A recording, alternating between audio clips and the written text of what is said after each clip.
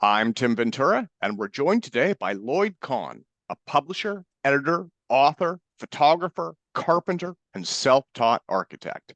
Lloyd is the founding editor-in-chief of Shelter Publications and the former Shelter editor of the Whole Earth Catalog.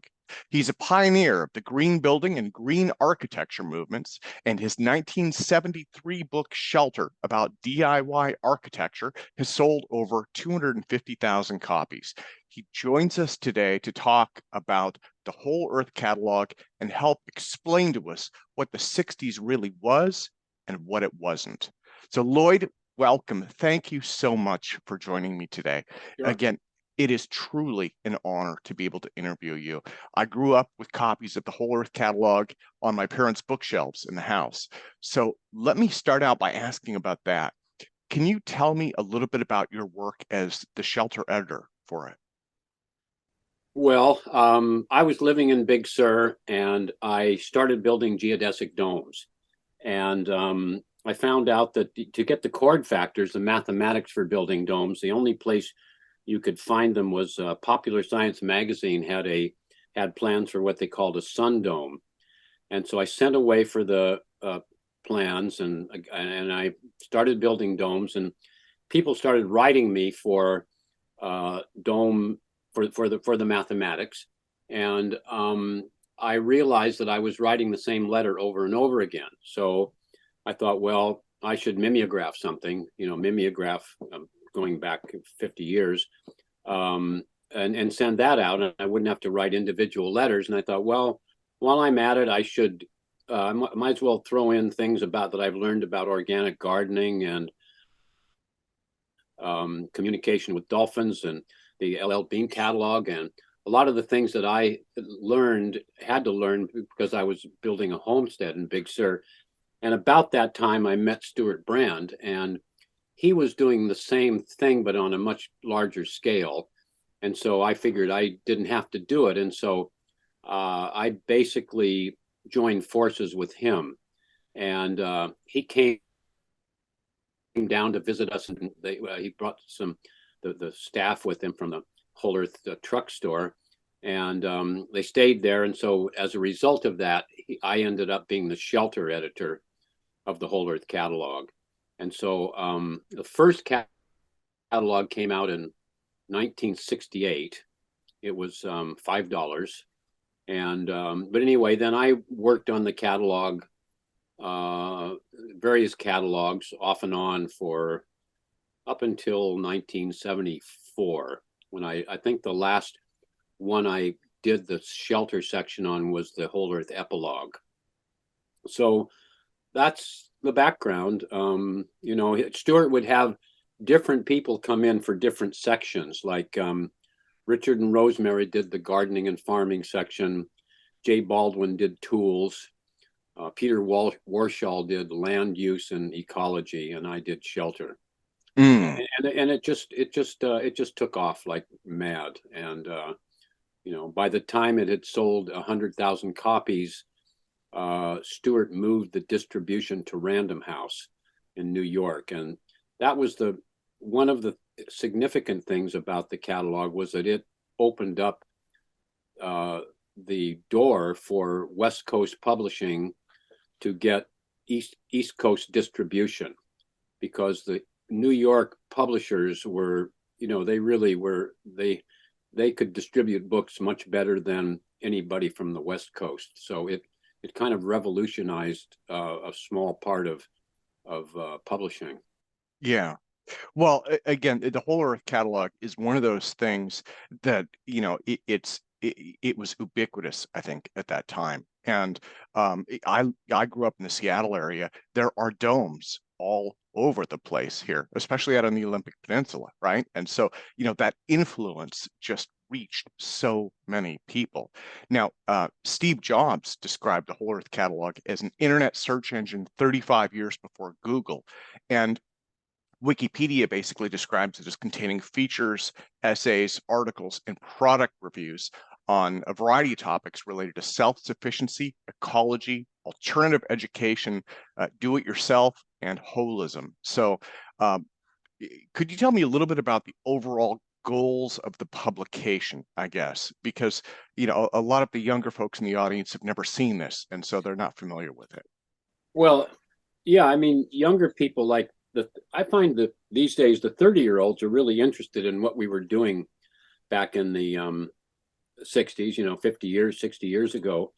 And so I think and one of the things they should try to get a copy of the Whole Earth catalog. I'm just, I don't know if you can get the original one, but Stewart said it was access to tools. And so what it was, building your own house, growing food organically, understanding whole systems like watersheds, making your own clothes, philosophy, Buckminster Fuller, Gregory Bateson, space, colonies, just thousands of things that were of interest to people. And it was different in that there was no advertising, and all of the reviews were written by just people who were using like the Ashley automatic stove, firewood stove. I wrote that up because I was using it. It was a tool that I discovered.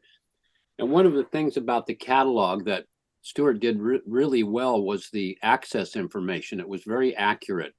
It told you where you could get the book or the kit or whatever it was you were looking for, and how much it cost. And another thing about the catalog was it allowed us to reprint a lot of information that was almost copyright infringement. But say if we would review a book, we could print a whole bunch of pictures out of that book and a lot of text to show people what was in the book, and they could utilize that even without buying the book. The publishers liked it because it did sell books. So that was another feature of the Whole Earth catalog, was the fact that it told you where to get all that stuff. And I don't have, not off the top of my head, but there were so many things that were exciting in those years. And the Whole Earth catalog was like a network of people who were all excited about the same things and sharing information. And so it was unlike anything that had ever happened before. Yeah, yeah. Well, and when I was researching this, actually, it kind of took me back to communal living in the 60s, which as a child, I kind of remember hearing about that. And so Wikipedia had said that during the late 1960s and early 70s, about 10 million Americans were involved in some form of communal living, which to me just seems like a tremendous number. Oh, Um, I don't, I doubt that. I don't know where you would get that information, but I mean, yes, there were a lot of communes. Um, and I mean, I lived on a teenage commune for 2 years. I mean, it was pretty unusual at Pacific High School, but there were communes like Drop City was a commune that was built in Colorado in probably 1964, where they built domes out of chopped out car tops. And so around 65, 66 or so, when a lot of Americans were driving across the country to come to San Francisco, they would all stop off at Drop City. And mm, the domes there, and they were domes that were mostly designed by Steve Baer. He called them zomes. But then there were domes like New Buffalo and Llama and Morning Star in California and the Wheeler Ranch and all over the place. There were religious communes, and I think that there probably were always communes, but there definitely was a surge in the 60s, and most of them didn't work out. Anarchy and drugs are not a good formula for anything lasting. And so it was kind of like at Pacific High School, we ran the place by weekly meetings, and we gave the kids an equal voice. And so um, and we, so the kids built their own domes there to live in, which and the first year was really good. We had, it was vital, and the second year things started to slide, and it's kind of like what happened in the Haight-Ashbury, a joyous period followed by a collapse, and so anyway, so I don't know where they would get the figure 10 million people. I Yeah, mean, there are still communes, or there are a lot of I don't know if you would call them communes, but like here in our vicinity, there are 8 families sharing a piece of land that goes back to the 1971. I have friends up in Mendocino County. Again, it was 8 people bought 160 acres in the late 60s. And so whether you would call those communes or not, I don't know. But they're so Drop City, the people, when Drop City fell apart, a bunch of the people moved to another spot in Colorado, and they called it Libre. And Libre is still there. Llama is still there. So anyway, it's my experience living on that at that school, which was communal, was that I really wanted to get away from it so that I didn't have to ask everyone's permission to do whatever it was I wanted to do. And it just coincidentally, I'm writing a book right now on the 60s and before and after, on what I saw happen. I think it's difficult. The communes are difficult in our society. They might work better in some cultures that were not as individualistic as America is. But when you all get together and like when I gave up on domes, I figured out they didn't work as homes, and I went out for about 3 weeks with my friend Jack Fulton, who was a photographer, and my son Peter, who was 12 at the time, shooting photographs of people mostly in the Southwest. And one of the places we visited was they called themselves the Red Rockers, and they had built a 60-foot dome out of our book, Dome Book 2, and they were all living in this one big space. And what happened with them is little by little, they started building little sheds outside because they wanted privacy. And so anyway, I'm not an expert on communes. yeah.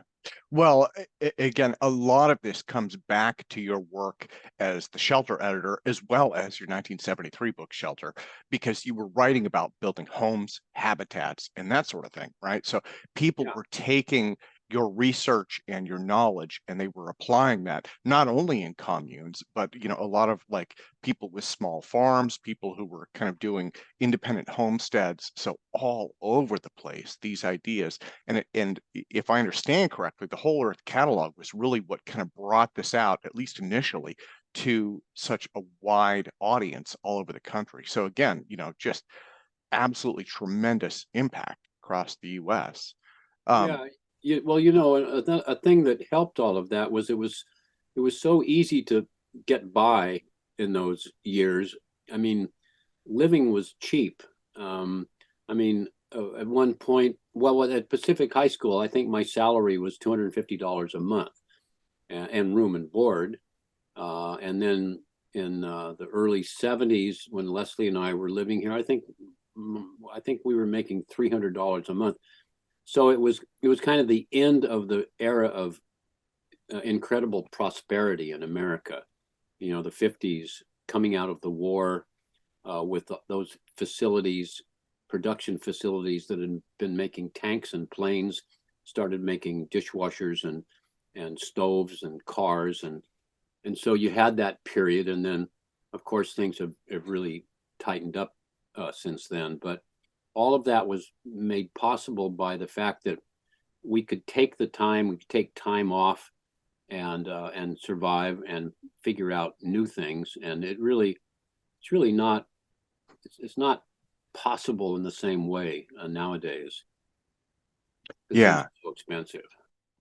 Well, so right now, and you'd mentioned this a moment ago, you're writing a new book about the 60s, really what it's about and what it wasn't about. And actually, you'd sent me some advanced materials about that. I've been reading through that. It's absolutely brilliant material. So when that comes out, I would absolutely recommend that people buy that. Do you have a title for it yet? And when do you expect it to hit publication, and where can people buy that? Well, the title right now is Live from California, and I I don't know. I've never, and it's kind of an autobiography. I started out to write a book on the '60s when the 50th anniversary of the Summer of Love happened a few years ago, and I have almost 50 books on the subject, and I don't really agree with any of them. I'm a native San Franciscan. I went to high school in the Haight-Ashbury district, and I didn't live in the Haight-Ashbury district, but I watched it pretty closely, and in a sense, maybe I had a more objective, uh, take on it than people who lived there. But so I decided that I would write a book on, basically saying that it was wonderful for a few years until the Summer of Love when everything fell apart. And so then I thought, well, if I'm going to do that, I should tell people a little bit about who I am. And as I started doing that, I started out growing up in San Francisco in the 40s and what it was like. And I started really having fun looking back at those times. And so I went through going to Lowell High School in San Francisco, going to Stanford, the years I spent surfing in Santa Cruz, and I ran a newspaper in the Air Force for 2 years in Germany, and then was an insurance broker for 5 years, and just on and on up to the '60s. And I've written in the book. I've written about all the things that were hundreds of things that people were interested in then, and then what I saw happen, and then my experience at Pacific High School, and then when I moved to Bolinas in 1971. I'm going to end the book in 1973 when we did the book Shelter. And so I think I don't know, I haven't done a book like this before, and I don't know if it's really for the general audience or not. Right now, I don't think I'm going to put it in bookstores. I think I'm going to sell it. I think we're going to sell it from here. And I'm thinking of, I'm pretty sure what I'm going to do is I'm going to start posting stuff on Substack and Mm, somehow tie the book into subscribing to me on Substack, or just you could just buy the book. But so anyway, and so I think it will. What's this? This is March. It probably would be available sometime in the summer, and we'll just see how it goes. okay. I do a newsletter called Gimme Shelter, which I have about 5,000 people on the list, and I send it out very infrequently these days, maybe every 3 or 4 months, once every 3 or 4 months. And but anyway, if people want to get on that newsletter list, they can write me at Lloyd, it's LLOYD at shelterpub.com, and I'll put you on the newsletter list, and you'll get these very infrequent newsletters. But I'm kind of looking forward to doing Substack because it's an opportunity to write, and with a lot more. Instagram is basically for photographers, and I do love Instagram in spite of the fact that it's owned by Facebook. I do like that, being able to communicate that way, to take a picture and boom, it's out there, but it doesn't really allow for writing. Yeah. So Substack is kind of like it's a combination of email and blog, so that if you subscribe, you get an email each time the person posts something, and then you go to the blog. And so I think that's what I'm going to do with the book. I just kind of want to communicate in a different manner for a while, as opposed to doing books, and also partly the publishing business is so difficult right now. Well, and on that note, so I'm going to put some links in the show notes to your website and also your Facebook page because you have absolutely just drop dead gorgeous photos of wooden homes. I was going through those, looking at them, and On I, to, Facebook? I think so. Yeah, Yeah, if I yeah. No, remember. I things get automatically posted from Instagram to Facebook, but I never look at Facebook. Okay, I have it no must be idea from what's out there. Instagram then. So I will Oh put yeah, that in as Instagram. My well. Instagram is much better. Yeah, yeah. I mean, I was just looking at those and I was like, wow, just amazing, amazing. Just the carpentry and the attention to detail and just the creativity and innovation in those homes, and again, that comes out of your work working with shelter for so many years. Um, Now, if it's okay, I'm going off my questions list a little bit, but I wanted to ask, you'd said the summer of love fell apart. Could you describe that a little bit? That's something that I would love to hear more about that. Well, um, I saw things starting to happen in the Haight District in maybe 1963 or 64. Things were happening in San Francisco. And like for one thing, rents were cheap. People could rent big Victorian apartments for, $60 a month or something. So that was one thing that caused that neighborhood to be flooded with young people. And but I thought it was wonderful what was going on. I thought the world was going to change, and uh, and in 1967, so the timing is, I mean, what I saw happen was in 1967 there was what they called the Human Be-In in Golden Gate Park, and it was a gathering. It was a beautiful day. It was in January, and the 10,000 people apparently came, and they had the bands, the Grateful Dead and Quicksilver and Jefferson Airplane were playing on flatbed trucks. They had Suzuki Roshi, Gary Snyder, Lawrence Ferlinghetti, Timothy Leary, Allen Ginsberg, and so they had music and talks, and everybody. It was one of those sweet spots in time where everything comes together, and everybody that was there was totally inspired and turned on. And at the end, Allen Ginsberg said to people, he said, now practice some kitchen yoga and pick up after yourselves. And the grounds were left spotless. So people were, I was living in Big Sur at the time. I didn't go to it, but people were, one dope dealer was driving down the coast, giving away all his marijuana for free. He was so inspired.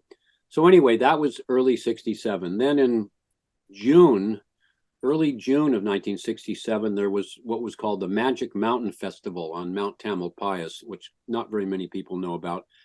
And it was a rock and roll concert with the Grateful Dead, Quicksilver Messenger Service, the Doors. I think it was the Doors' first real public appearance at a beautiful amphitheater. And Owsley flew over it in an airplane and dropped 3,000 hits of LSD. And so it was a great concert. And then a week later was the Monterey Pop Festival, which was just awesome and way, way better than Woodstock and before Woodstock. And so I think those three things got publicity. And so you had 100,000 people that summer came to San Francisco, and it was a disaster. There was no place for them to sleep. There was no place for them to eat. There weren't bathrooms. And so things went downhill pretty fast during the Summer of Love. And as everybody knows, the hard drugs came in, and there were murders. And I mean, it didn't really all fall apart as much as people left. People split. And so anyway, that's kind of what I want to Mm. communicate to people about, and also the diggers who were hard-edged city guys from New York, kind of they understood the media, and so they sort of took control of the publicity, and I thought that was unfortunate and needed to be addressed. And so anyway, and in the book I'm going to a lot more detail. Yeah, and again, I absolutely looking forward to reading the whole thing. This is wonderful history, and these are stories I think a lot of them have never been told, and it's always good to have different perspectives, Hmm. and and it's always good to have reminders too. Yeah. So one of the things I guess this would apply to me as probably as well as anybody else, but it seems like America tends to have selective memories about the 60s in some ways, right? I mean, we often forget like Meredith Hunter, who was killed during the Stones performance at Altamont in 1969. In the same year, we glamorized Woodstock on Max Yager's farm, right? So I don't know. Does it seem like we look back through rose-colored glasses on the 60s sometimes more than we should? No, I think it's probably the opposite. I think a lot of people think that the only things that came out of it were sexual diseases and drug overdoses. And I mean, there were, I mean, it's sure it's great. I'm greatly disappointed in what's happened. I mean, we ended up with Trump. You couldn't be farther from the ideals that we had back then. I mean, Altamont was what one of the things that happened in before Altamont. There was going to be we were going to have a big music festival in the park in San Francisco called the Wild West Festival, and it never really happened because things were starting to get dark then, and like that train trip that all the band and Grateful Dead and everybody got on a train that went across Canada, and that ended up being kind of a failure. So things were sort of falling apart. So the Wild West Festival never happened in San Francisco, but the Stones wanted to do something. There was talk that they were going to come to the Wild West Festival, so they ended up at Altamont, which was a bad place to begin with. It's a speedway, and everything just seemed to go crazy. I didn't know who Meredith Hunter was, but um, I think that the guy who got stabbed actually had pulled a gun. Uh, and if you look at the footage in what's the movie? Is the movie called "Gimme Shelter"? It's a movie which shows the Stones at that concert. Mick is trying to, um, pacify the Hell's Angels. But anyway, just everything went wrong, and it was kind of the end. The Altamont was really the end of it all, of that period in history. Yeah. Well, and I know, like, so my father listens to the Stones. He was also a giant on the Beach Boys, right? But Yeah. my for my mother, it was the Beatles. So I have to ask about the Beatles.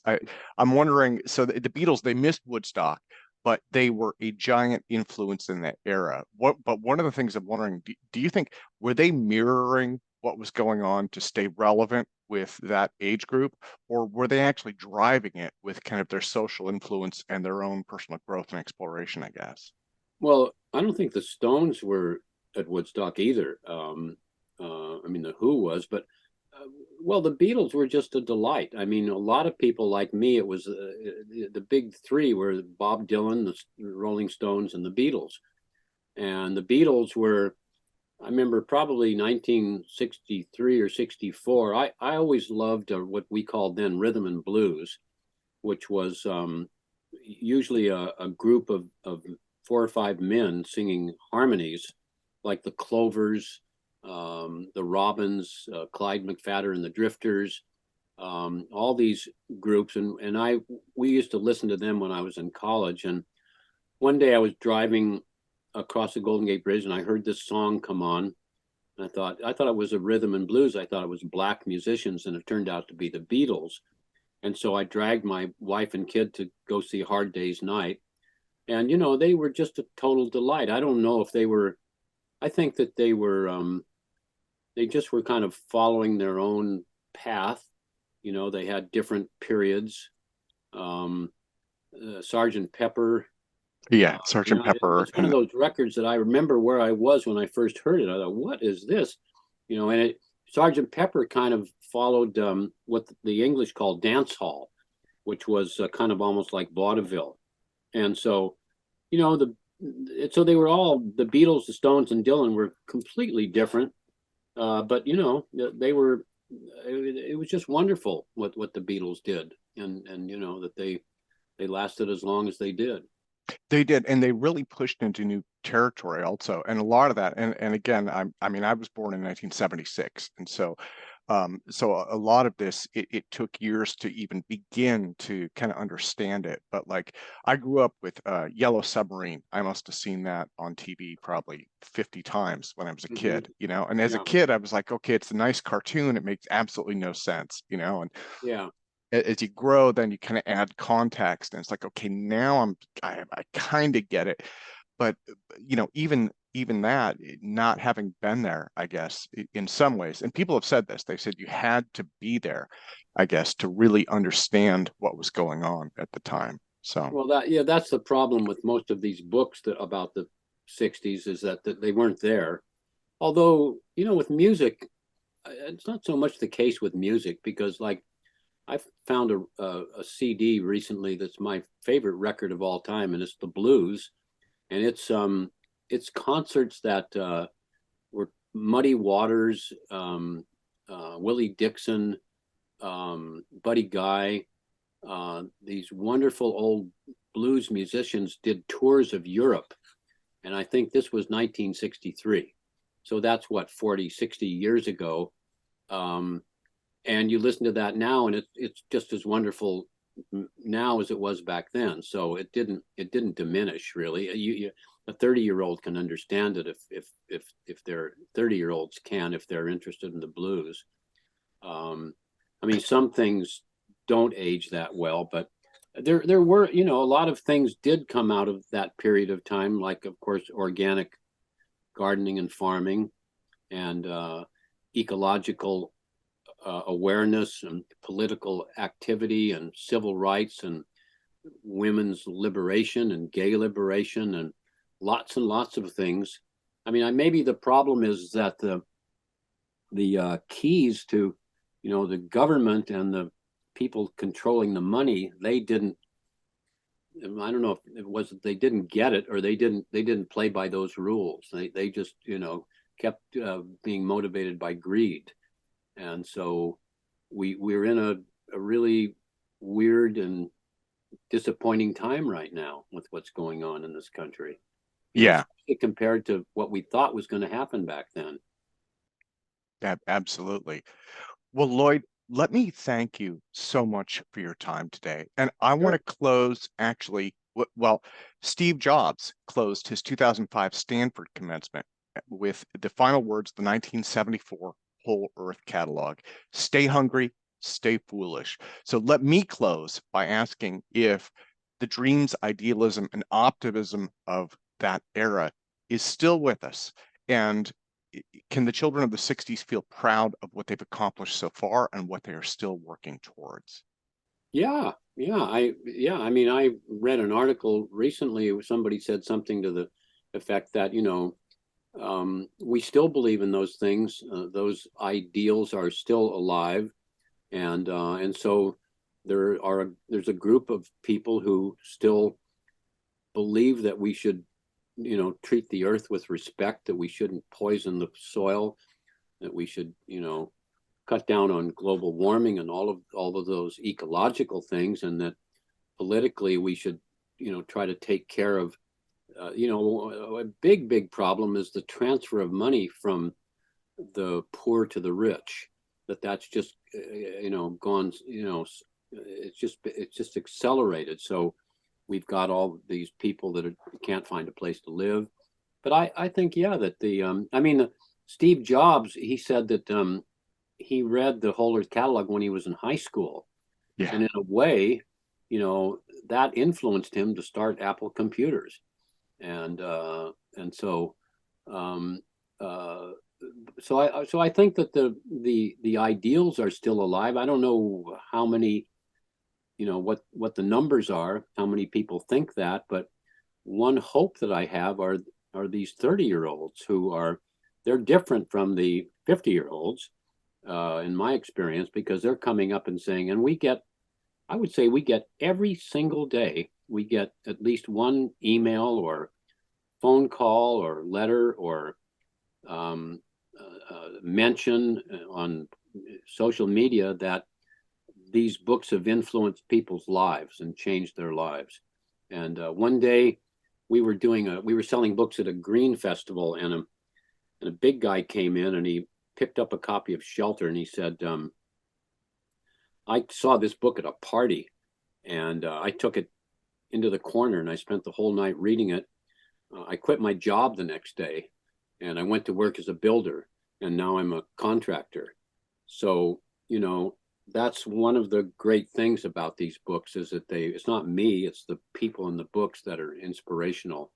And so we're still alive. Our message is still the same, that you can use your hands to create shelter, and that you do as much for yourself as possible. You work towards self-sufficiency. You're never going to get there. Like perfection, you're never going to reach it, but you work towards it. And so whatever you can do for yourself to balance, the digital part of our lives is still, I think, vital. Absolutely. Lloyd, thank you again so much for your time today. It has truly been an honor. Okay, thank you. Okay, bye-bye.